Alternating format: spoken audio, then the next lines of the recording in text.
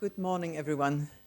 It's an honor for me to discuss a critical issue between nutrition and blindness, particularly in India and children. I want to correct something. I am not a doctor, not a medical doctor, and I am a mother of 4 big daughters.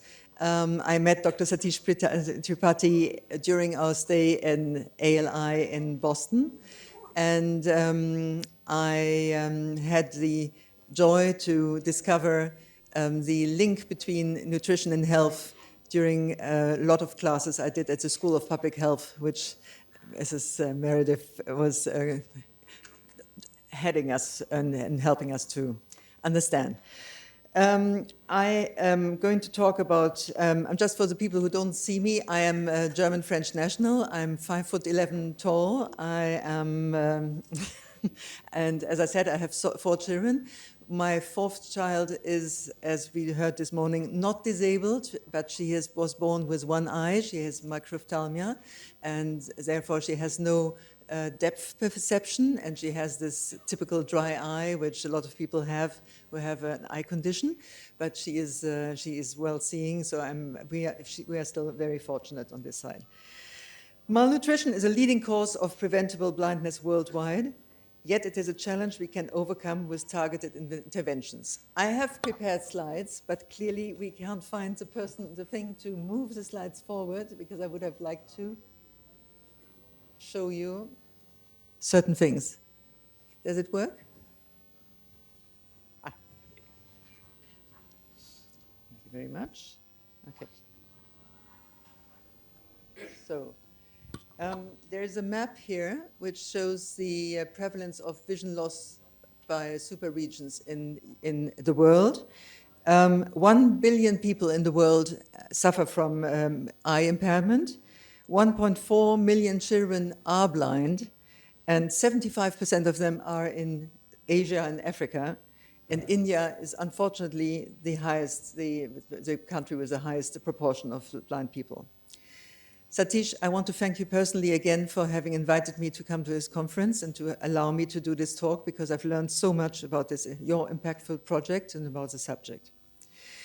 Myself, I will talk about 3 key topics. I'm going to talk about agriculture and food systems, nutritional interventions, breastfeeding, and dietary diversity as a big heading. As a child, I spent my summers at my grandparents' farm and rural farm, and I learned sustainable practices and like crop rotation and organic farming.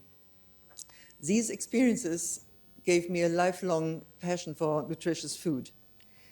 I then went into financial services, as we just heard, and at the time I was so busy that I didn't have time to cook for myself, and I was completely dependent on everything which was served to me, whether it was canteen or in food shops. I started to have an interest again when I started to have my children, and I've since led changes in school food programs. I've changed school food programs in 3 schools, and I'm now working to reintroduce school cooking and the nutrition and school cooking in German schools, because this was something which was given up in 1970. And I think that people can only understand how they can feed themselves healthily if they know how to do it. So, the role of agriculture in healthy food. Agriculture is a fundamental point for having healthy food. Especially in India, you had the Green Revolution. We have a sign here showing intensive specialized architecture and agriculture and diverse ecological agriculture. In India, we introduced in the 70s the Borlaug wheat, which was a gene edited and which allowed a lot of people to fight starvation. It was fantastic. Having said which, so an increased food production. Having said which, it provided also monoculture, it used heavy pesticides, and it depleted the groundwater. The current concern is that we are more and more dependent on large-scale food systems which produce processed and over-processed foods, that we're losing traditional farming practices, and that there is more and more disconnect between consumers and food sources. There is a saying in the industry that people nowadays all know the name of their doctor, but nobody knows the name of their farmer.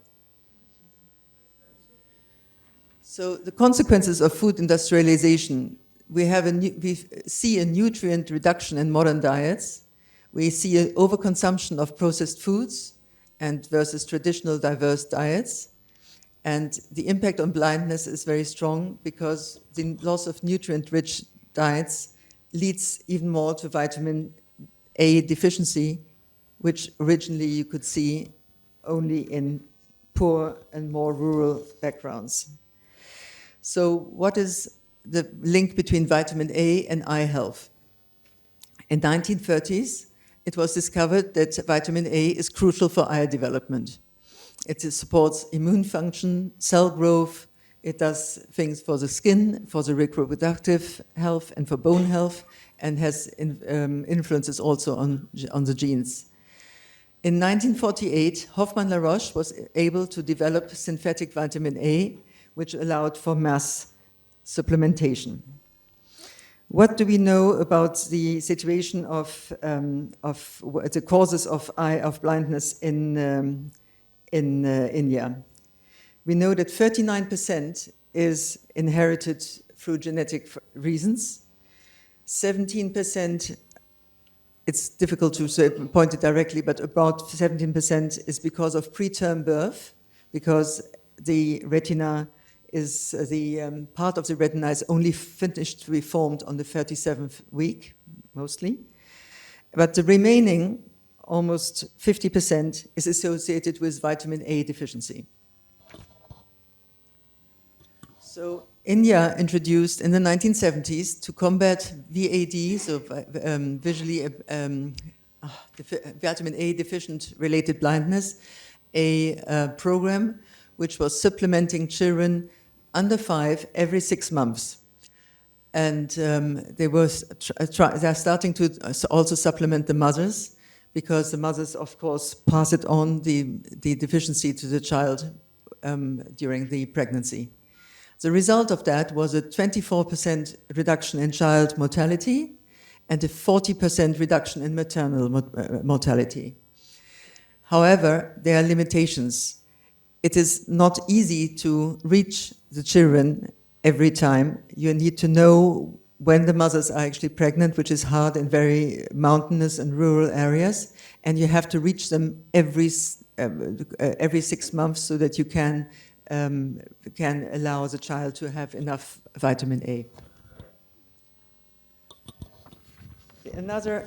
In addition, therefore, it was thought, which is done also worldwide, to fortify food, and therefore they are add vitamin A to staples. Vitamin A is a fat-soluble vitamin, so it needs fat to be able to, the body can absorb it. And therefore it was added to margarine, to oil, to flour, and to cereals. And it's sometimes even added to certain vegetables. I don't know exactly how it works, but they do it for sweet potatoes and for even bananas. It is very important that people can afford the food which has been added with vitamin A, and that it is widely available. It's also important that quality control is well done. So Pakistan, for example, is apparently notorious for not controlling the vegetable oils well enough, so that people think that they're having vitamin A with their oil, but actually don't get it. So it's really important also here to have a government and agencies who actually can control and monitor this. Then another approach to help to fight vitamin A deficiency is a food-based approach. It is more sustainable than supplementation, but it requires education, i.e. the people have to learn where vitamin A is in the food and how to cook it to absorb it better. So cooking is better than just eating it raw. And then you have to know how you cook it and how you put it together so that you make the maximum. There is I'm sure everybody knows here, there's this Poshan Abidjan and flagship nutrition program, which was introduced in 2018. They are specifically targeting young women who are supposed to become pregnant at some point and teach them all about the importance of breastfeeding, the importance of cooking, the importance of making a diverse meal. They learn, therefore, what sort of iron and folic acid they have to supplement as well. And they learn, I'm coming back to breastfeeding, so important that they actually do the breastfeeding for the full 6 months and then slowly phase out so that the child gets the maximum it can be to fight infections and just be healthy.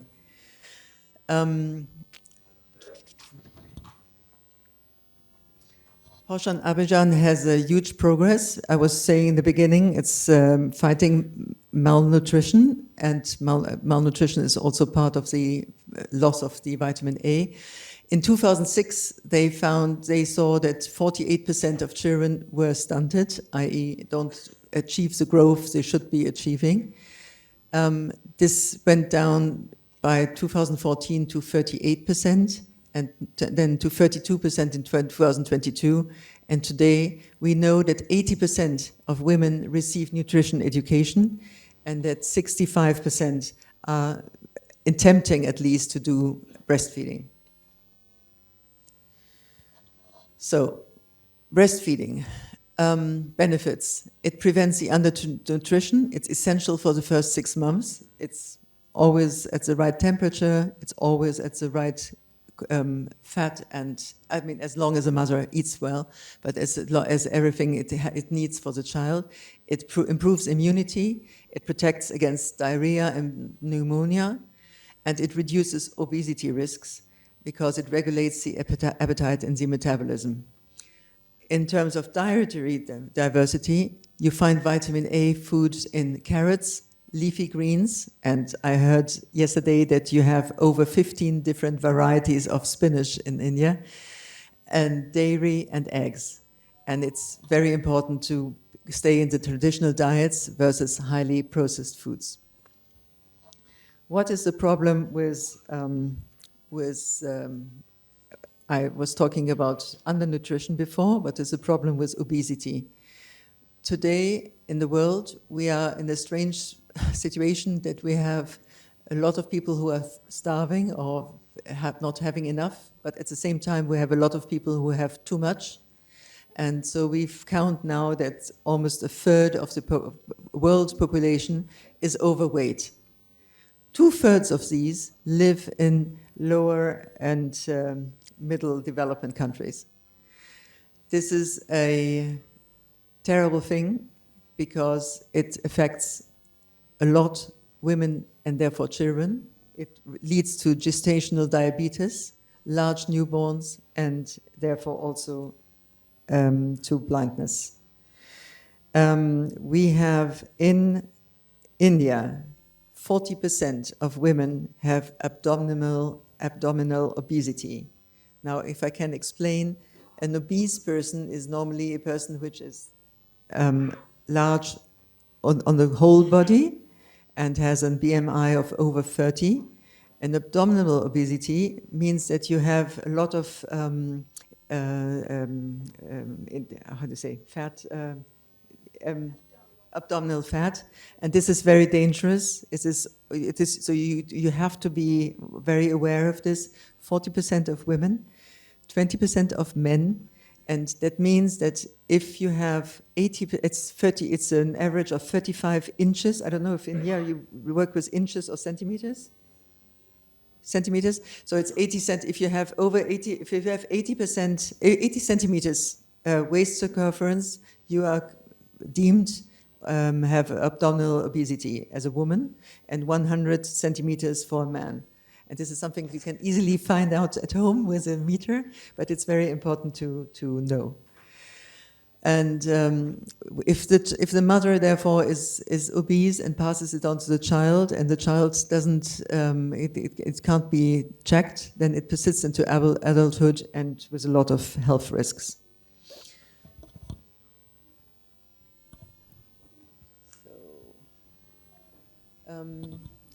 So as we said, India has the highest number of blind children globally. It's about 270 to 320,000 people. Childhood blindness prevalence is in average 0.8 per 1,000 children. And the economic impact for this is $118 billion annually. And this is terrible because it could be largely preventable with proper nutrition and healthcare. There are other environmental and lifestyle factors affecting the blindness. There's UV exposure because kids don't have glasses to protect them, and therefore it increases the cataract and retinal damage risk. It's maternal smoking. It's indoor lifestyles and that affects probably also the people who are a little bit overweight already, because less outdoor activity increases the myopia risk. But of all of it, it's always vitamin A deficiency is a leading cause of preventable blindness. So what do we need? We need to strengthen the fortification policies to make these foods which are fortified available to everybody and to be affordable. We need to expand nutrition education. We need to improve healthcare access. And we need to tackle undernutrition and obesity and promote sustainable food systems. So please ask yourself today, how can I support better nutrition in my home, my community, and my industry? Each of us, whether as policymakers, educators, or individuals, can make a difference. To fight against preventable blindness, it starts on our plates. So there you see a normal plate with no meat, as you can see, but it's with grains and vegetables and fruits and whole grains. Any questions?